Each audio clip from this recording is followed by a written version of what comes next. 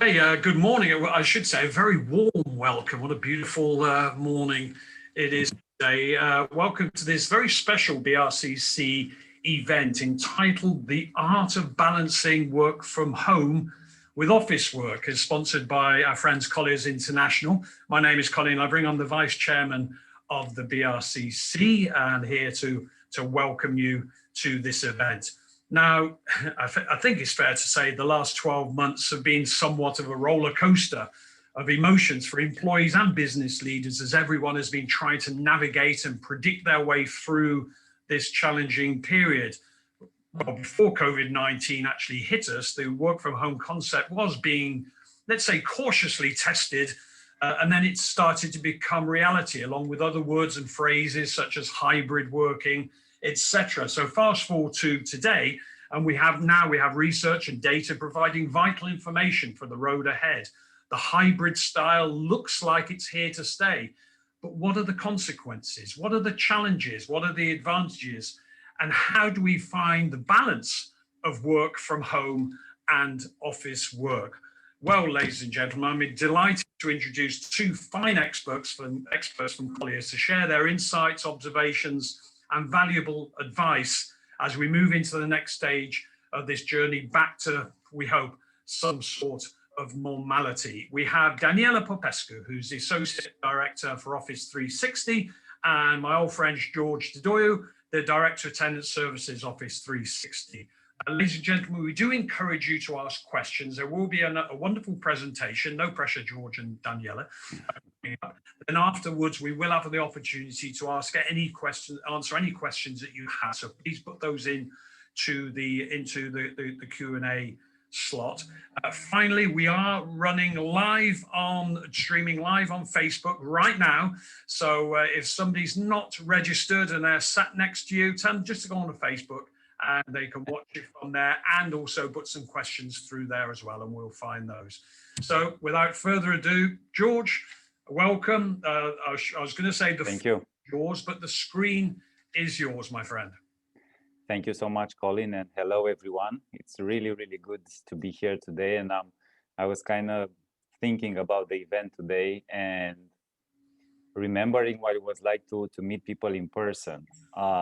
And right now, if I were to be in a room full of people, I guess I would definitely be a lot more nervous because I'm so unaccustomed to interacting with people live. And this has become our norm. But at the same time, I think it would have been worth every minute of anxiety and stress, just because we seem to crave human connection and human interaction so much more, that much more than we used to in the past. And I'm hoping that soon enough we'll be able to hold such events, face to face.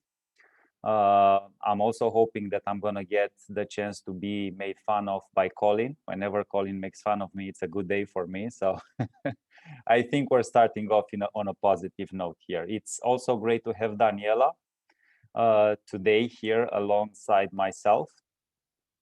We do make a great team, and we're really excited about the way we work together. And I hope this will also be apparent today. So without any further ado, let's jump right in. I have made a point out of keeping this event as concise and as efficient as possible. In the same time, we will do our best to forward the best amount of information and the best quality of information we can. But we will strive to let everyone, to be free around 10 minutes to 11, 5 minutes to 11, so you have a bit of breathing room until the next meeting. We don't want to drag events, on more than it's necessary. So let me start by sharing our presentation for today. Daniela, Colin, I think, can you see my screen? Is it yes. Clear? Yes. Okay, great. So we titled it The Art of Balancing Work from Home with Office Work, because basically work from home and work from everywhere or anywhere is definitely going to be a constant. I think this is a universal truth going forward. I also think, without a shadow of the doubt, that, and we see this from working with our clients for over 12 months on this, is that a lot of companies, a lot of our clients are in a bit of a gray area right now. They just don't have the background, training, or tools to face the changes the workplace has been experiencing for the last 12 months. So this is a very, very interesting subject, because one of our great validations and pleasures when we interact with clients is to see that sometimes there's those little aha moments that perhaps they haven't considered, and that can alter the way they look at the office and the way they look at the workplace for better. So definitely we think it's going to be a balancing act, a bit of an art between working from home and working from the office. So what does that really mean? Now, obviously, going a bit on a human side and on an emotional side, the work-life balance has deeper and higher awareness than it ever has before. People have become more conscious about the time they need to spend with their families, with their kids, but also with themselves, and are unwilling to sacrifice, sometimes even hours daily to commute to a maybe distant office. This is an important topic. Or through heavy traffic. So the key word for this whole presentation is flexibility. Flexibility doesn't mean solely flexibility on time. It can mean flexibility on office policy. It can mean flexibility on HR policies. It can mean being judged on your output and not on your working hours, etc., etc., etc. However, we do feel that, like a core element, maybe the heart or the brain of the whole organization will remain the office space, the workplace. And I'm not saying that it's going to be identical for all companies and everyone. What I'm saying is that the experience will be vastly different. We are going to have companies who have 1,000 employees who only keep an office of about for around 100 or maybe 200 employees, because the sole purpose of the office is they will not work in teams that much. They will only have the office as a central, maybe meeting point for management, and those will be some situations we're expecting them to be quite rare. On the opposite scale, we're going to have offices that are not that much different than they are today. So for 1,000 employees, you're going to have 9,000-10,000 square meters of offices with different variations of fit out, etc., etc. And this also, I think, is going to be a minority of the situation. Where most companies will integrate, where most companies will find the sweet spot, is basically allowing 60-70% of their staff to have a very flexible work schedule, a very flexible work from home, work from anywhere policy. But at the same time, when they will be coming into the office, and Daniela will reveal some details about that later, when they will be coming into the office, they need to fight all the equipment and all the necessary types of spaces to be able to be productive there as well. The main point is that the human element, the emotional element, is much, much more important today. And we absolutely love that fact than it used to be maybe even 12 or 18 months ago. So just a few notes, and I won't bore you a lot with this, because some facts are self-evident, but I think it's worth, just holding and looking at this for 1 or 2 minutes. Basically, the old organization, the way we used to do business, like the picture shows here, it was a lot of people working together, trying to accomplish individual tasks at the same time, with fostering collaboration. Now, obviously, when all of us are in a place like this, collaboration happens just like this, and that's amazing, because you can interact on lifetime. We were just having a discussion in the office. There were like 5 or 6 of us here, and we just got together basically around a cup of coffee. That was like 2 weeks ago, and a project that was delayed over 1 month just because we were able to all connect at the same time, which we weren't able to do online, just starting taking shape. And we were able to have a timeline for that project, and it just happened without any planning, anything like that. Now, in the online world, we hear our clients saying all the time that it's very difficult to be able to find 3 or 4 or 5 people available at the same time, and it can take weeks until their agendas match.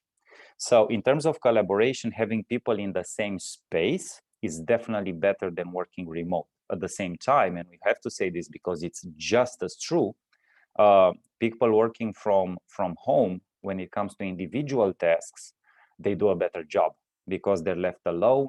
They're not as much interrupted as they are in the office, and they just have a better quality overall in terms of individual work. Now, the point I'm trying to make with this is that the workplace of the future, the office of the future, necessarily is absolutely essential that offers the best of both worlds. The ability and capacity for people to interact on their own terms, but also to be able to provide spaces and areas for individual focused work.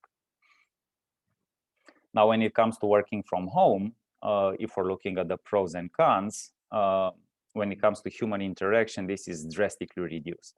Initially, we're talking May or June last year, a lot of the CEOs we were approaching, a lot of the office manager, real estate managers we were approaching, had this mantra that they were absolutely ecstatic about how well the people were reporting getting, again, personal individual jobs done from their kitchens, from their living rooms, etc., etc. What happened towards the third or fourth trimester in 2020, we start hearing reports, and this is not just from our friends or our clients, but we're starting to see an encore in the online media and on business publications about the fact that mental health is on the decline, collaboration between teams is definitely on the decline, natural and spontaneous human interaction and social interaction has affected the overall sense of belonging and of culture for most companies. So obviously, on the one hand, if you have your living room, you're able to do your task uninterrupted, but the quintessential thing that makes us human, that forms teams, that forms company culture, is completely lacking. Because, and I'm sure you have all been trying to do this because we have, it's very, very difficult to have like a team building or or a company party via screens. We've tried, but it's very far from the real thing. So, and I'm not saying that parties, and I'm definitely not saying that team buildings should be always a priority. What I am saying that for the sake of the mental health of the employees, and for the sake of culture, and for the sake of being able to keep good people within the company, to award them purpose, because purpose, as you see here, has been another element that has been highly affected. Because what happens is when we're part of something that we feel is a little bit bigger than ourselves, when it comes to team, when it comes to company's culture that we really believe in, and this is obviously not just a matter of the workplace, but HR policies, hiring, financial packages, etc., etc. But when we're a part of something, we're much more willing to do quality work, and B, it's going to take quite a lot for us to leave. When we're not feeling as part of something, when we're feeling like just an isolated wheel outside of the mechanism, this sense of, I'm kind of on my own makes it likelier for any individual to not value his employer as much. And we'll get to that in a second. And because Daniela is definitely our expert when it comes to the statistical and technical part of implementing such programs for our clients, I'm going to let her take over to express our findings from recent surveys and also from recent working with some big clients. And I'm sure she's going to name a few. Thank you so much, George. As Colin was saying in the beginning, in the past 12 months, we had a roller coaster when it came to working. But I think that there is also a good part. And the good part is the fact that we had the time to explore what's the good part of working like this and what can we do to improve the working patterns in the future. And as George was saying already, we did some surveys, a number of them, in order to better understand how we can prepare for the future. And to point out once more what already was mentioned by George, there are some advantages while working mainly from home, but there are a number of things that cannot be fulfilled successfully in our homes. And this is the collaboration and the meetings with the colleagues, as George was saying as well. As you can see in the graph here on the screen, in dark blue and blue, you have more than 50% of the people saying that when it comes to collaboration and meeting, they prefer to do it in the office. 1/3 of them say that it's equally in the office or at home, but the main conclusion is that if you have an option to choose where to collaborate better at home or at the office, definitely this should be at the office. And I think that this is a takeaway that we have to keep in mind when preparing for the future. Going forward, besides collaboration and meetings, another very important factor that was mentioned by most of the respondents that we talked to in the last year, it was the connection, the spontaneous connection with the other coworkers, bumping into coworkers, as we said. And also very important, the ability to separate the work from the life, which was not very possible to do in the last year, as we've seen with our clients, and also from different articles from the press, there are a lot of cases of burnout because of this lack of separation between the two worlds, to say so. So we have to keep this in mind as well when thinking for the future. And of course, this work from home will bring much more flexibility into the future. We experienced working like this, and there is there are a number of advantages that we can have, for sure, work from home or from anywhere is here to stay. One of our surveys were saying that 8 out of 10 people would like to spend at least one day out of the office in the future. What we can see out of the clients that we are now working with, we can see an even much more flexibility when it comes to working in the future. We have projects that starts or concluded a working policy of 1 to 2 days or even 2 to 3 days in the future. And Daniela, if I may, I just want to say that the rest of the 2 people who don't want to work at least 1 day from home are probably owning the company, and that's why other than that, everybody wants flexibility. Yeah, or are working in some kind of industries that ask to be more present in the offices. Of course. Right. So I just want to jump quickly here and come back to what Daniela was saying on the previous slide, namely this one. Now, as you can see, it's a very interesting fact that whatever people are missing from being in the office, at least it's interesting for me. I don't know if you find it interesting, but I've been in this industry for 10 years. And I really do find this fascinating because, as you see, all the reasons listed as top reasons for missing the office, they're all very human.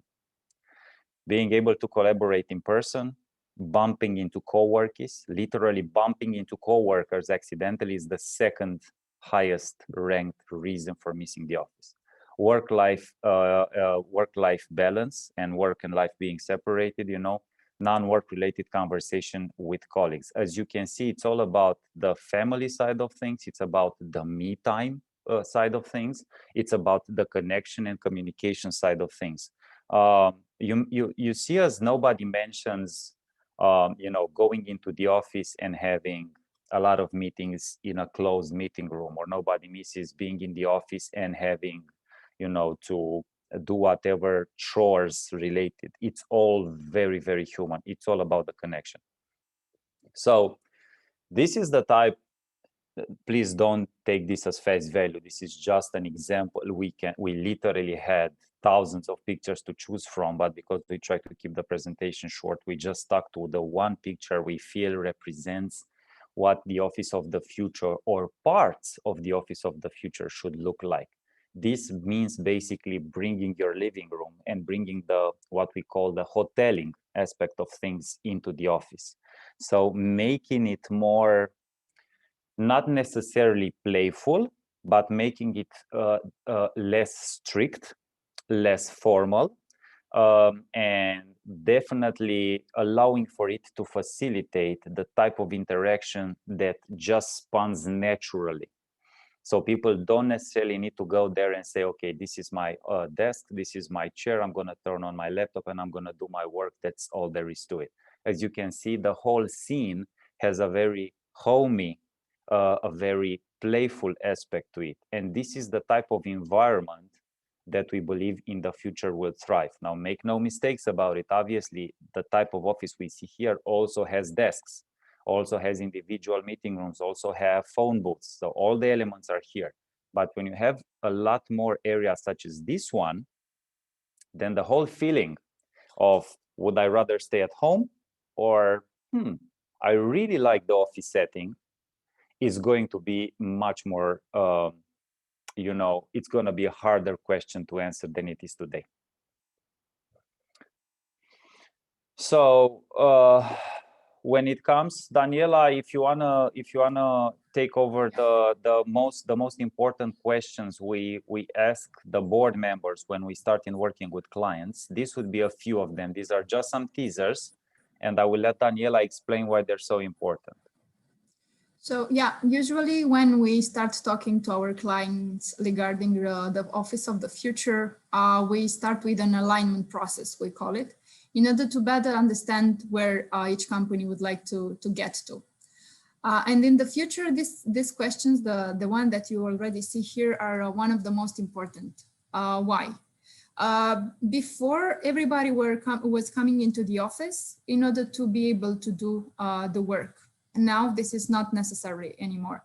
So we really have to look into how employees work, what kind of spaces do they need when being into the office, and to be able to put these kind of spaces at their hand, because otherwise it will be hard to convince them to come back into the office as long as they can work from anywhere. And when we start this kind of discussions with our clients, it's we get to understand very quickly what kind of activities are the employees doing into the office, what are they trying to achieve while being in the office, and so on. And only starting by asking this kind of questions, we understand how the office of the future would look like. Mm-hmm. Now, as I said before, we do believe that the central theme or the core theme of the workplace going forward, I do make a conscious effort to keep saying workplace instead of office space or office, because workplace is so much more than a space. It's a blend of space and culture and policies and the quality of people that are in it above anything else. So I think we do not need to, I mean, I probably don't need to tell you this, but the social interaction we have in the workplace, I think it's a bit underestimated. And I'm sure this is evident for most of us here on this call today. What I mean by being underestimated? Well, we have families and we have close friends, but the reality is that Monday to Friday, for most of us until about a year ago, most of our social interaction, 6, 8, 10, 12 hours a day, came from the people we work with. Not all of them our closest friends, sure. Sometimes we don't even like all of them. But in terms of, you know, being surrounded by people, statistically, the most dominant part of our adult life in terms of social interaction was obviously the workplace, because we could have worked maybe 2 hours into our schedule to meet with friends and families on a weekly basis, maybe 4 hours, but we definitely don't see our friends, best friends and families 6 to 8 to 10 hours each day. And I think this is what I'm saying, it's underestimated, is it's become such a part of our cultural norm and life that suddenly we're missing it all together. And yes, I know that people are very happy working from home, but at the same time, I know that working from home alone, like 4 or 5 days a week, is excessive. And for most people, for most companies, I'm not saying there's no exception out there. I'm sure there are a few companies who can go on working 5 days out of 5 from home or from anywhere, and that's going to be fine for them. But as you can see, reports, me and Daniela were just having this conversation before the call. The huge technology companies of the world, like Amazon, like Google, etc., definitely feel that the office and the workplace is still the central element for their policies and for their culture in the upcoming years.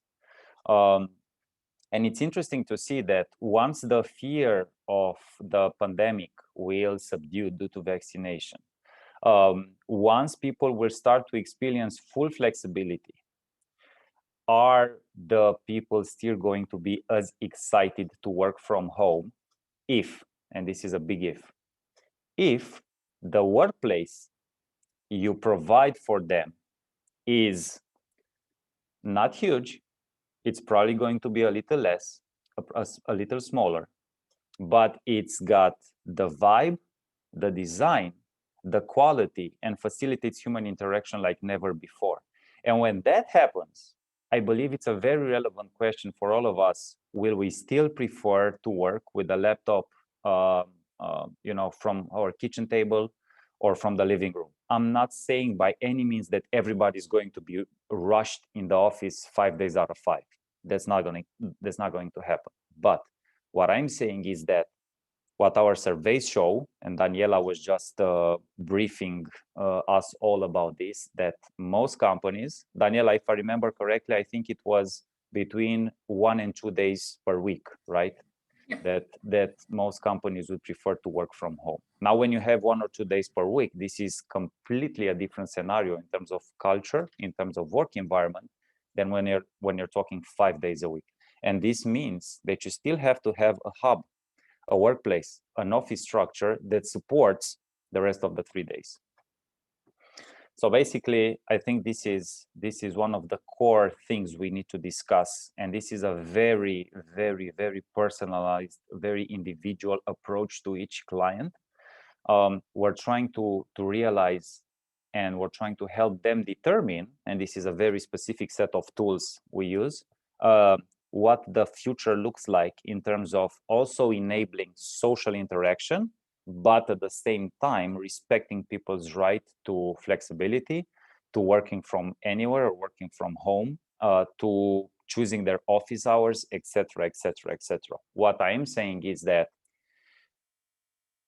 besides the human tragedy, which is absolutely appalling, I think in terms of working, what happened may be interpreted as a positive sign of change. I am in no way disrespecting the huge efforts that the medical staff and companies and every one of us has been put through. But in terms of revolution, in terms of upgrading our systems, mental systems, psychological systems to the next phase, I think what we may be looking at what happened here as a step in the right direction, because right now we have the chance of balancing the best of both worlds. A few facts here. Obviously, the workplace is one of the 3 factors affecting the performance and job satisfaction for most employees.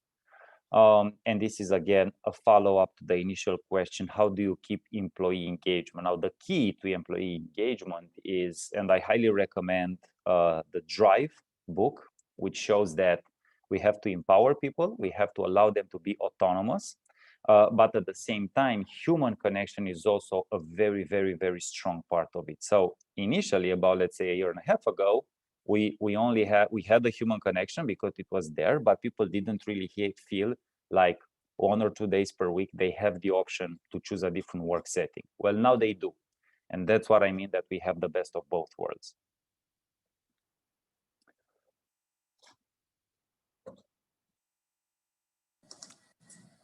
And last but not least, when thinking Definitely. future, when thinking at the future, there is another aspect, very important aspect to be taking into account.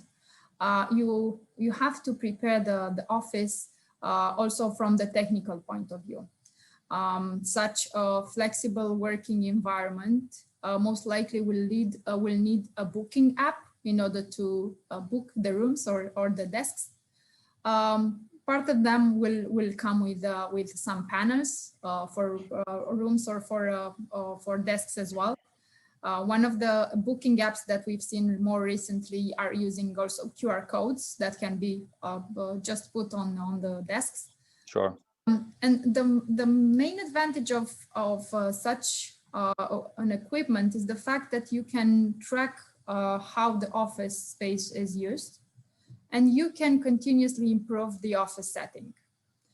And it's worth mentioning that for the bigger companies, an indoor navigator would be needed, as long as you create the flexibility all around the offices. For an office that is displayed on several floors, this is a must. Mm-hmm. And, of course, part of them might be connected with beacons and sensors. We're not hearing too often here locally at this point, but I think that it will come at a certain point. I just wanna, Daniela, I just wanna acknowledge a question we have. We have a question from Petronella, and I saw the question. It's a very good question, and the question is basically sustaining our point of view that casual friendships and connections between work colleagues are very important for our mental health, and how can we move forward if we only meet 1 or 2 days? And that's a very important point. We will get to it at the end of the presentation and we will tackle it. Right. But I want to thank you for the question, and we'll get back to it shortly. Now, I'm sorry, I left you one slide behind, Daniela. No worries.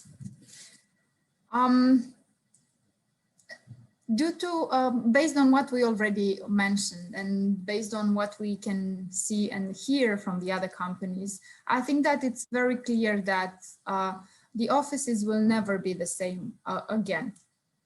But I think that the best part here is that we can make them better at this point and to customize them for the future to come. And as if we were not very clear at this point, for sure the future offices will be more collaborative than ever. So also more vibrant. Sorry. No, it's fine. What I was going to say that we all need to get ready for a work environment that's livelier than we're experiencing it right now. But we also need to get ready for a work environment that has a lot no man's land areas. You know, the joke about the guy looking for his briefcase, and when he was fired, he had to clear out his desk, and he found it after like 2 meters of papers. There's still areas like that in the office today, and I think those type of areas, those type of rooms, those type of desks will be a thing of the past. We're talking efficiency. We're talking about you know, making the workplace a little bit of a playground, a little bit of a productivity enabler, a little bit of a culture enabler. And this is definitely coming back to Daniela's point. The office is going to look different and is going to feel different. Now, I just like to tackle a couple of assumptions we meet at our clients all the time.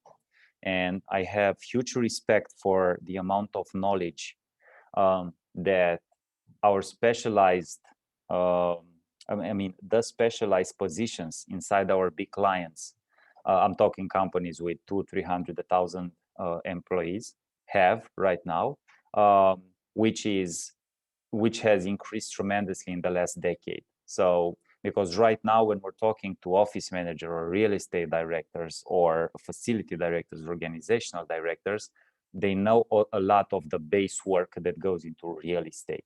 However, one thing, because this is also new for everybody, for most companies, one thing that we noticed is that due to the chaos that COVID-19 created, due to the newness of the whole situation and how fast it happened, a lot of our clients are still working with assumptions, and we're begging them to reconsider their assumptions if they really want to create the workplace for the future post 2020 and 2021.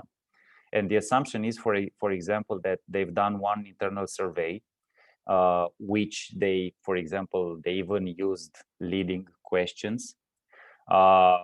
And because the questions were leading, the majority of their employees said, sure, we want to work from home 5 days a week forever and ever and ever. And the facility manager goes to the HR and goes to the general manager and says, listen, we suddenly don't need 5,000 square meters of offices. We only need 1,000 because everybody wants to work from home, and et cetera, et cetera. So what I am, again, insisting on this word, begging my clients to consider is allow us to illustrate how the statistics and the assessment should be properly done.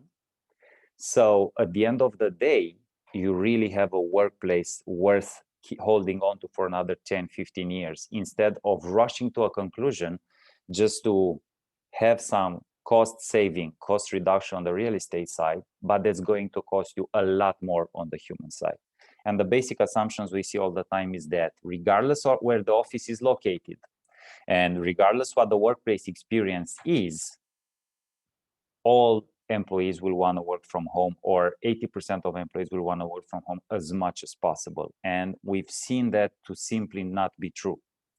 Yes, the office location is a factor. Yes, the workplace experience and the way you design and the way you strategize your office is hugely important.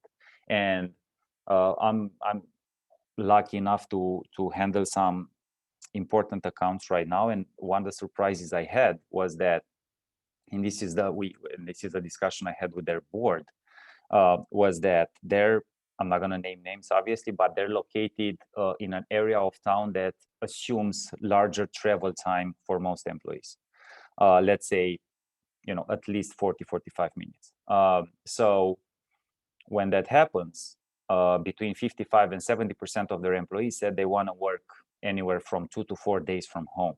Now, my question to the board was, what if we can manage to look at a smaller percentage of square meters? So, right, example given, let's say you have 10,000 square meters of offices, and we look at 8,000 or 7,000 square meters of offices, and you relocate the office into a much better setting and you recreate the whole workplace. Do you still think you're going to have 80% of employees who will definitely be desperate and insist to work from home? I think that percentage may look a little different, or a lot different. I'm not saying nobody will ever give up the possibility of working from home here and again, like 1-2 days per week. That's here to stay, as Daniela was saying. But the assumption is the assumption that wherever the office is and whatever the office looks like, whatever the experience is inside the office, will not change the preference of the employees to work from home or to work from the office, is just simply not true. And another assumption we deal with all the time is that people make some calculations and they dismiss statistics.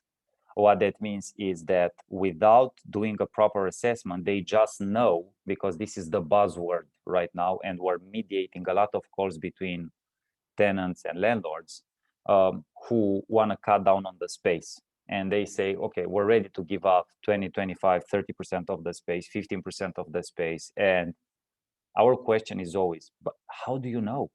I mean, unless you do a proper assessment, unless you have professional tools at your side, how do you know what the perfect percentage is? Because you might count 30% of the space, and that's going to look amazing in your accounting books. And the HR, or I'm sorry, the headquarters in Germany or London or Southern Africa will congratulate you on the saving. But then again, you're 1 year from now, you're going to find yourself with not enough space, because people will want to come to your new location because you have an amazing location and you designed a great workplace. And you just realize, oops, I don't have enough space, and maybe there's not enough space at that time to get. I'm not saying the solution is always increasing the office space or keeping the office space. I am acknowledging the fact that for the majority of the companies, some simplicity and being more efficient with the space is required 100%. All I'm saying is, let's make sure that the proper assessment are being made. Daniela, I'm handing over the mic to you, and I just want to acknowledge some questions from James. James, yes. I prefer to be around people, but I had found some roles that taking or home allowed to finish project absolute concentration. Sure, I fully agree. I believe that working is far more productive. I agree, James. And it is certainly cheaper for individual without overhead cost of keeping work at home. Very true. We'll get to the question in a second. Thank you for it. What's very important to point out is the fact that for each of company, this process is different, and the outcomes of such a process are also different. Most of our clients are asking us, which is the work from home policy that I should address? And our answer from in most of the cases is depends. And why exactly. is because we truly believe that this outcomes should be should be analyzed and should be thought in accordance to the specifics of the workforce, of the company, of the culture, and so on. What we want to point out here is that we at Colliers we can guide you through a journey for reimagining and for understanding how the office of the future should be rethought. And I put here the main steps that we are following in this journey. And the first step in this process is to define the main goals of the top management, of the leadership team when it comes to the office space. We start with a number of 10, with around 10 most important goals, and each of the team member has the opportunity to give scores and to decide which is the most important for them. And at the end of this session, we conclude the most important goals for each company. And what you can see here, it's just an example, a snapshot from the process for a tenant that we are working with at the moment. For them, for example, the most important is the collaboration. Of course, the flexibility in the future, meaning that they would like to give the people the opportunity to choose where and when to work, and the opportunity to attract and retain the top talents. Afterwards, we get into more details with the companies in order to better understand how their people are working, and in order to understand the principles of the working. Are they working more remotely, or they would like to be more present in the office? Do they have dedicated areas where to work from, or they are working mainly on shared desks, and so on? And the same here. We took a snapshot from one of the processes that we're having now, and this creates the picture of your company. And going to the how the teams are working inside, we would like to see if they are more collaborative or more individual, if they are most of the times in their offices, or if they are present maybe at the client's offices. And putting all this information together, we can conclude for each of the companies this kind of picture. So we can say at the end of such a process how the future office should be split between different type of spaces. This is just for presentation purposes. Doesn't say that this is the structure that each of the companies should each company should have. Just an example. Just an example. But this is the kind of outcome that we can get to. And what's even more wonderful about this process, the fact that at the end of this process, we can also estimate the exact square meters that a company would need in the future. Exactly. How those square meters should be split between this kind of spaces in order to facilitate the kind of working patterns that they have inside the office. And what's most important is that probably let's play an imagination game right now. If we were to do this process for each and every one of your companies, ladies and gentlemen, those percentages will be different. Those percentages would be different each and every time, right? Because everybody has individual needs, and just like a tailor-made suit or a tailor-made dress is, you know, fit to a specific body type, this is exactly what happens with this project and this type of program, and this is why assessing it is so important. Now, basically, I am going to try to wrap up the presentation in the next 5 minutes. I won't insist a lot on this final part, just for us to allow some Q&A and to answer potentially the questions we already have. And I will do my best to keep our promise to not keep you, longer than the hour. So this is the part where, I really struggled not to put this in the presentation. And I was threatened with immediately cutting off my head. The general manager, Daniela, everybody told me that unless this is in the presentation, I'm no longer welcome back into the Colliers team. And I kind of like them. So it's a bit of a salesy part, but I promise it's going to be short and fun. So please bear with us. We call it the Office 360 because basically we have brought together 17 different specializations, services, some very closely related to the office space and the workplace, like workplace advisory, change management, obviously tenant representation, everything on the commercial negotiation side, both for relocation and renegotiation. We do all that.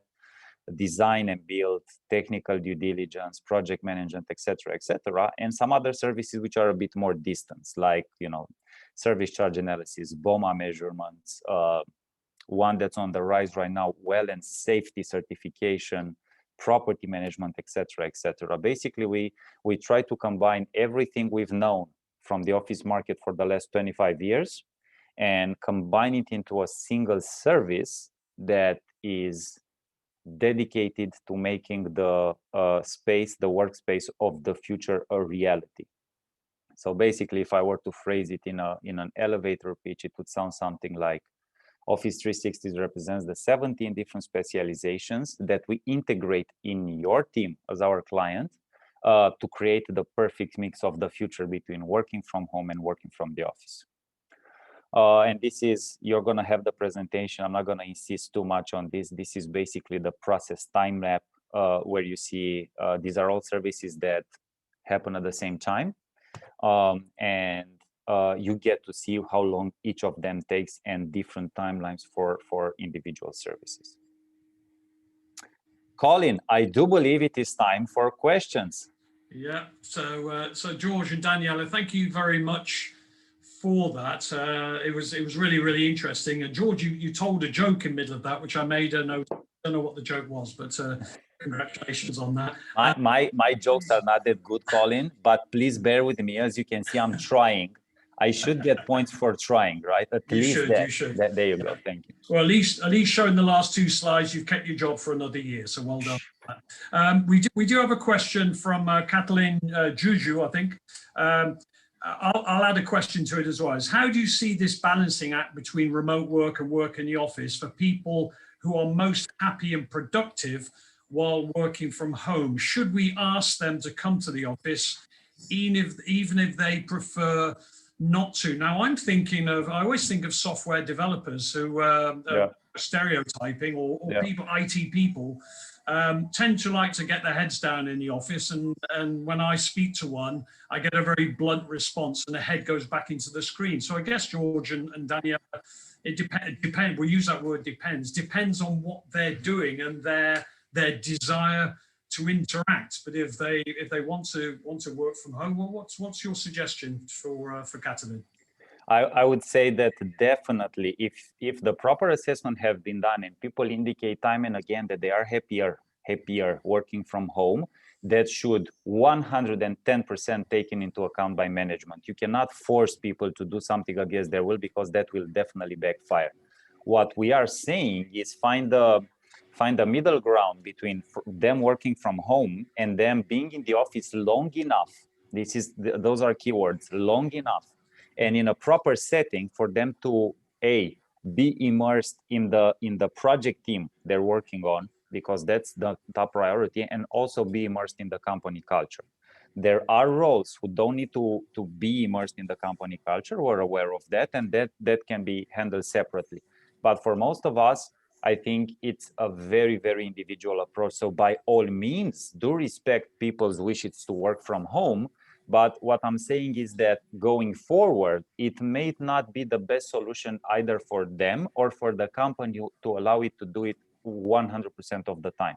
So if they're really passionate about working from home, if they really deliver results, maybe let them do it 80% of the time or 60% of the time, but still bring them in the office in a proper setting, at least for team meetings, at least for small team buildings, at least for events that keep the soul of the company alive.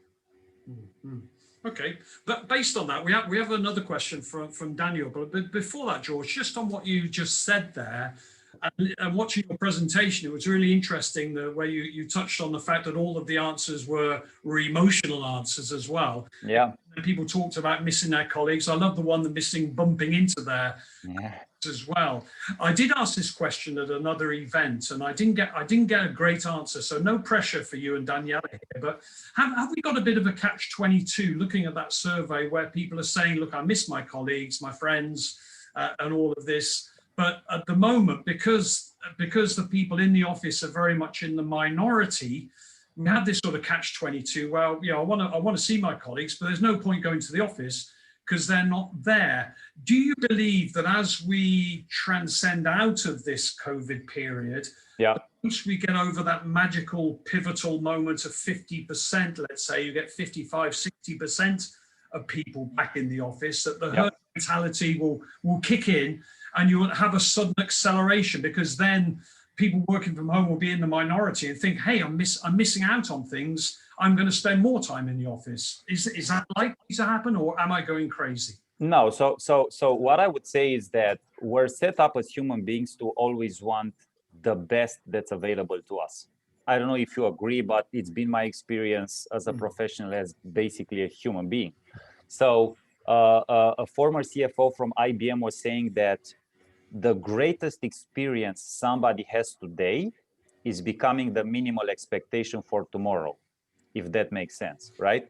So what that means is that right now, people sure are saying, I want to work from home because it's a new frontier, it's a new development. All of a sudden, we're probably the first generation in I don't know how many generations that can actually work from home. So we want that. Now, my question, and please ponder, just take it as a brainstorming or take this as an afterthought, ladies and gentlemen, would be, once full freedom and full accessibility and flexibility is awarded again, and you can literally go anywhere you want on any given day. You can go in the office and you can stay at home. You can go work on a cafe, or you can go work on the beach or whatever. Will people never ever really want to go into the office? I highly think that's I really think that's unlikely. I think that once that happens, right now we're still operating under COVID fear, right? And it's a little baffling to me how easily people forget that. We don't have freedom of expression right now. Most people, even if they're not concerned for themselves, they are concerned for their parents or for their kids or whatever, right? So it's not just like I can get infected, I can get infected that infect a lot of my social network. So once that's completely off the table, or 80% off the table, and people start thinking all of a sudden, wait a minute, I can go anywhere. I can stay late at night past 10 o'clock. I can go into the office without a mask, etc., etc. Now the realm of possibility becomes that much larger. And this is another reason why it's key to have a workplace, a work environment that's suited to the best needs of the individual, because they will choose to come back to the office. Some days they will choose to be at home, but I probably can guarantee you that they will not choose to be at home 5 days out of 5. Okay. I would like to add. Congratulations, George. You gave a better answer than the last session that I asked the question on. And Dan, we'll I ask would you like to to. say, yeah, sure, I would like to add something here. If I think that we also have to fight with the power of habit. Exactly. We didn't like working from home at the very beginning, only from home. Now we have to get used to it, and now it's difficult to get back to the office. So I think that some planning for all the companies, it's mandatory in order to create the structure for the company, for the people to be back. Okay. Well, talking of habits. Sorry, George, go on. I was just going to briefly address, with your permission, Colin, the two questions I have here from Petronella and James. And I promise, yeah, I promise I'll be brief. So basically, Petronella, come back to your questions. How can we survive? Because we need human interaction if we only work together 1 or 2 days per week. And that's a very, very solid question. Now, my answer to that would be, Petronella, we have to face the fact that as a majority, as a common element, we all need connections. There are people who need less social interactions than others. And this is why you need to be very thorough with your processes as an HR to determine which people need to be in the office more and which people need to be in the office less. But I firmly believe, and I stand by my previous answer, that we all need that human interaction. So I fully agree with you. It should be more. For somebody like me, and by the way you phrased your question, I'm guessing for somebody like you, it's good to be in the office maybe 3-4 days a week, some days 5. Now, make no mistake about it. I come to the office because I like the people I work with, because I want to have that exchange, because I want to meet Daniela and make a few jokes, because I want to be able to talk to her about after this event and say, hey, Daniela, how was it? Did I really sound stupid, or did I really sound very stupid? So stuff like that, which it's very hard to do via video, right? So I really do think that some of us need a lot of time together, and some need less, but we all need time together. So I agree with you. And James is saying that I believe that working in the office is far more productive, and it's certainly cheaper for individual. Sure. And one thing, James, I'll tell you why I definitely agree with you as well, is companies have not at this point been through a period where it becomes mandatory by law to award your employees working from home certain incentives or budgets for heating, for internet usage, for furniture. Sure, some big names have given them some grants, but once it becomes part of the expectation, then a company may be surprised or astonished to realize that whatever you're paying your people to stay at home, you would be cheaper having an amazing workplace.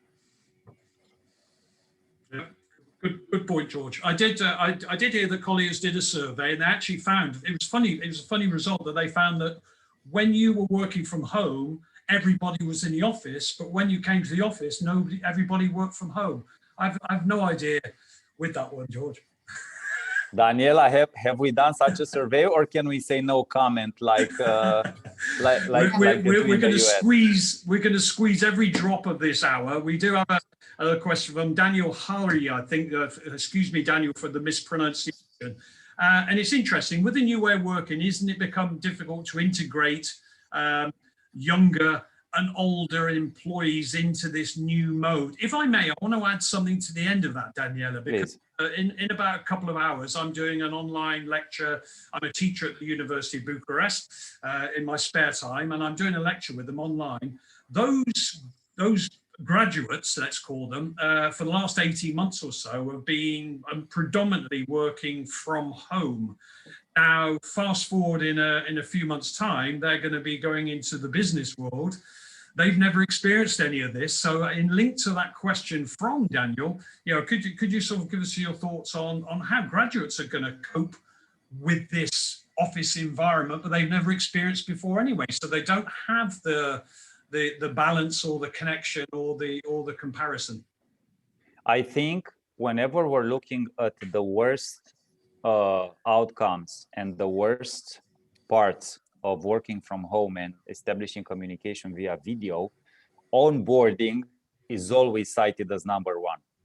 So welcoming new people into the company, even if they're graduates or seniors or whatever, but onboarding, bringing new people into the company, new people into the culture has been immensely difficult. And yeah, sure, I fully agree that this kind of needs to be addressed on site.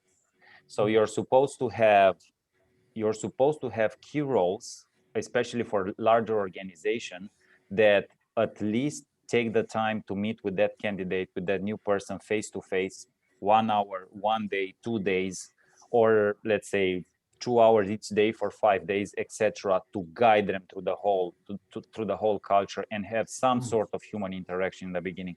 I think it's 100% key. Okay. So I would like to. Yeah, go on, Daniela, please. I did ask you the question, actually, Daniela. I would like to add something here. It's a very good question. And what we can tell you is the fact that there are some big companies that understand that they need to prepare the future workplace in accordance to what the new graduates are looking to. And in the process of reimagining the office, they would like to have surveys with the graduates. So they are looking at understanding their needs in the future. Interesting. And I hope they ask the old ones like me as well at the same time. Daniela and George, we have unfortunately run out of time. I think we could have gone on a lot longer. So maybe we'll do part 2 sometime in the not too distant future. Definitely. So let everybody know before we do the closes on the 12th of May, we've got an event with the Italian Chamber on consumer behavior, followed by a networking online session. I'm sure we've done a few of those online networking events ourselves. George and Daniela, thank you very much. A quick final word from you both. Well, I would like to thank everybody for taking the time here to be here today. I would like to thank everybody for the questions. And I just want to say this in closing. As you can see, the questions were all about interaction or all about connection.